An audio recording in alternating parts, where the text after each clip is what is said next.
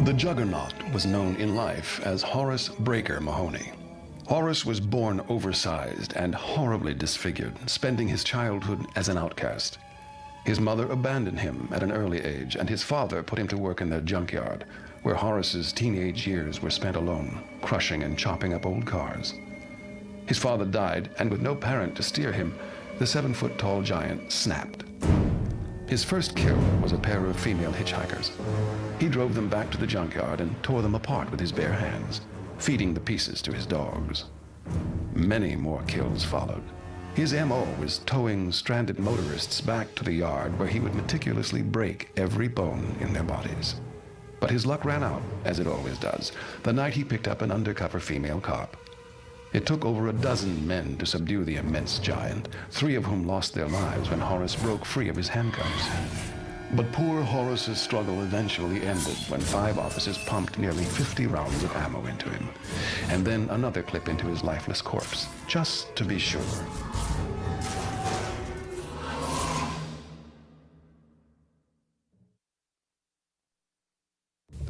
The bound woman's name was Susan LeGros.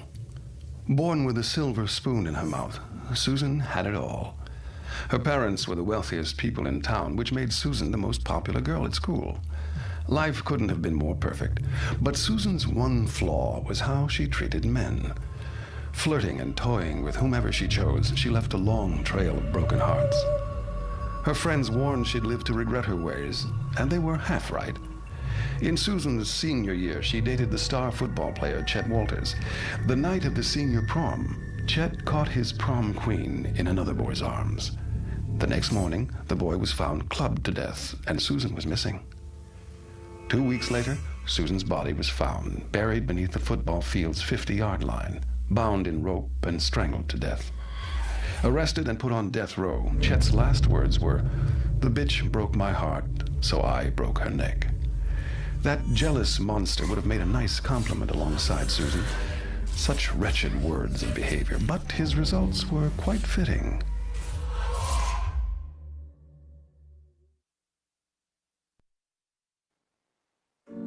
Most people have gambled at least once in their life, but for Jimmy the Gambler Gambino, betting was his life and death. The son of a bookie, Jimmy spent his childhood days at the track instead of at school, and his nights in the gambling dens of seedy bars. Eventually, Jimmy opened a booking business of his own. Unable to turn down a bet, he barely covered his payoffs. Jimmy's reputation caught the attention of made man Larry the Finger Vitello. Larry approached Jimmy to place a large bet on the long shot in a heavyweight fight. Jimmy knew the risk, but needed to uphold his reputation. So he shook hands with Larry and sealed his fate. As his fighter took a deciding blow, Jimmy fainted to the floor. When Jimmy came to, Larry had arrived to collect his winnings.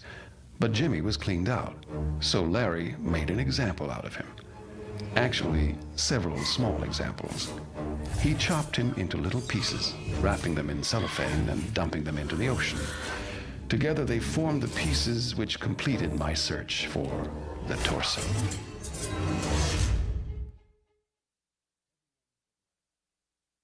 Miss Isabella Smith was my choice for The Pilgrimess.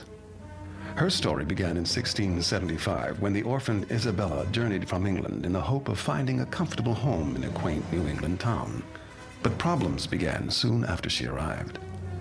The tight-knit townsfolk didn't trust outsiders. When their livestock started to die mysteriously, the town's preacher accused Isabella of witchcraft. She denied the claim, but the town quickly turned against her. As more livestock fell ill, the preacher acquired a mysterious illness. The town rallied into a frenzy, cornering Isabella in a farmhouse, which they lit on fire. But moments later, Isabella miraculously crawled out, still alive, and without a single burn upon her skin. The astounded townsfolk sentenced her to a slow death in the stocks. There she stayed for weeks while children stoned her, women cursed her, and men spat on her. The humiliation proved worse than the pain. Finally, Isabella succumbed to starvation. Whether or not she was a witch, I can't say, but her powerful anguish served my needs well.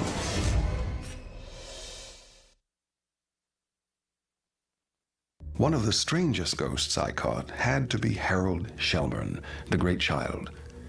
His 3-foot-tall mother, Margaret Shelburne, was wildly overprotective of her son, smothering and spoiling him from infancy, and never stopping as he grew. Harold could barely care for himself, and as a result, remained in diapers his entire life. Mocked at every turn, they sought refuge with the traveling freak show run by a man named Jimbo. But even a life in the circus was no escape, as they were continually taunted and tormented by their own twisted kind. One night, some of the freaks kidnapped Margaret as a cruel joke. In a panic-fueled rage, Harold destroyed the entire carnival in search of his mother. When he finally found her, she had died of suffocation. Filled with hatred, Harold grabbed an axe and had his revenge on the freaks, displaying what was left of them in the carnival for every paying customer to see. When Jimbo found out what had happened, he had Harold mutilated beyond what you or I can comprehend. Well, maybe you. And you thought your family was weird.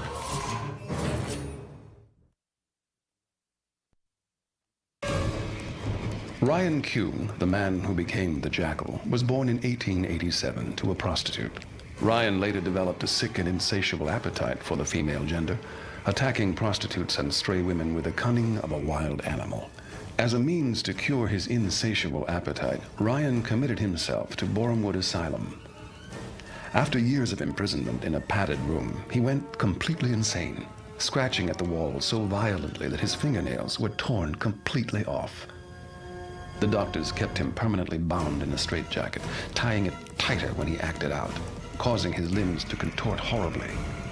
Still fighting to free himself, Ryan gnawed through his straitjacket until the doctors finally locked his head in a cage and sealed him away in a dark basement cell.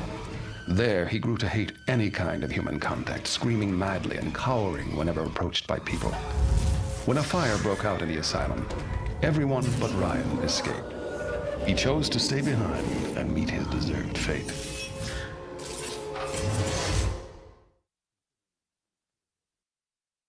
George Markley was a happy, honest blacksmith in the early 1890s before the horrific events that transformed him into the Hammer. A hard-working man named Nathan wrongfully accused Mr. Markley of stealing and threatened to run him out of their booming town. Knowing he was innocent, George stood up to Nathan and refused to move.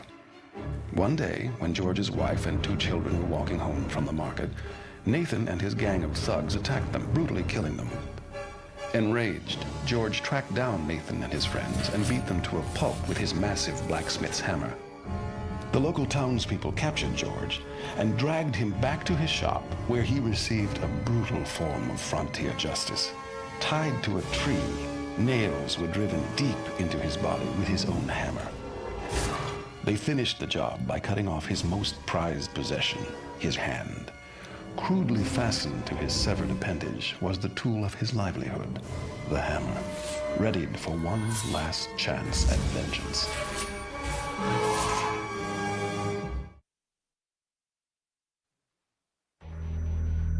The angry princess was a young woman whose beauty became her ruin. Dana Newman was blessed with the natural looks of a goddess, but cursed with an inability to recognize it. Her vanity and insecurity was only fueled by a string of abusive boyfriends. By the time of her 20s, depression had dragged Dana into a downward spiral of self-loathing that doctors struggled to save her from. Her desperate search for perfection led to employment with a plastic surgeon, where her wage was paid in nose jobs, breast implants, and an endless array of other needless procedures. Alone in the office one night, Dana tried to perform surgery on herself in a desperate attempt to remove an unperceivable imperfection on her face. The unorthodox procedure went horribly wrong, and she was left blinded in one eye.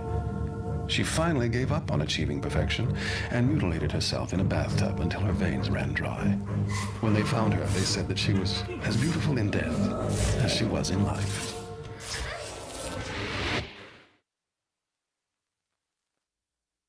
My easiest choice had to have been the withered lover, considering Jean Criticos was my nephew's wife. Her burnt and tortured soul held just the magnitude of suffering I required, As a wife and mother, Jean was loving and devoted. I must say that my nephew married a wonderful and proper woman. But their happiness came to a fiery end one fateful night. After decorating the family Christmas tree, the family had snuggled together in front of a roaring fire. In the dead of the night, a still smoldering log rolled out onto the carpet, igniting it instantly. The smoke alarm sent Arthur into one of his famous panics. He rushed down the hall to save his children, assuming, of course, that his wife would head outside. Arthur soon realized he had assumed wrong. The firemen kept Jean's family from going back in after her. Poor Arthur was devastated by not saving her, but her oh-so-tragic death served my needs perfectly.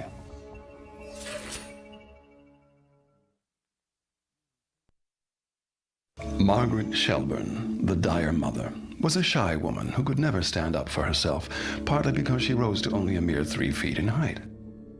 Since childhood, she was stared at for her pint size. Her own mother would even sometimes dress her like a doll. Margaret didn't care, as long as she found some perverse form of acceptance. A carnival barker named Jimbo put her on display in his freak show. Life was horrible, being an attraction for people to gawk at. One night, while sweeping up a donkey pen, she was raped by the tall man. She spawned a beastly offspring of her own. Oh, she loved her dear son Harold, more than life itself, never letting him out of her sight. The circus workers teased and tormented them relentlessly, a conflict that played itself out with bloody resolve that left nearly the entire circus free of life, including poor Margaret and Harold. Well, as they say, there's no business like show business.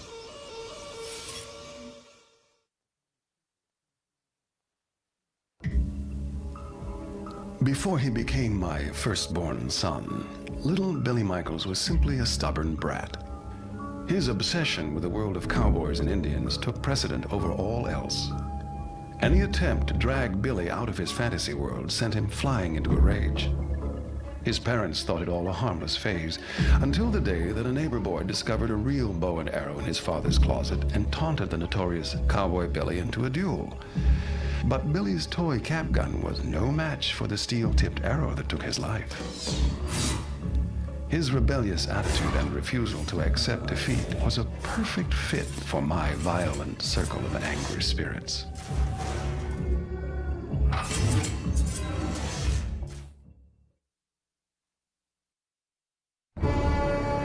The Torn Prince was a boy born in 1940 by the name of Royce Clayton.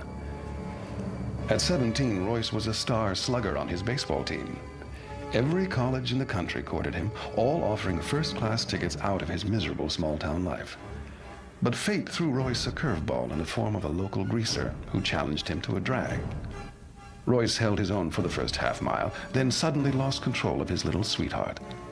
The hot rod flipped 3 times before bursting into flames.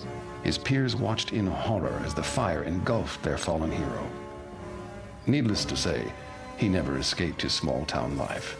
His remains still buried in a small plot overlooking his beloved ball field.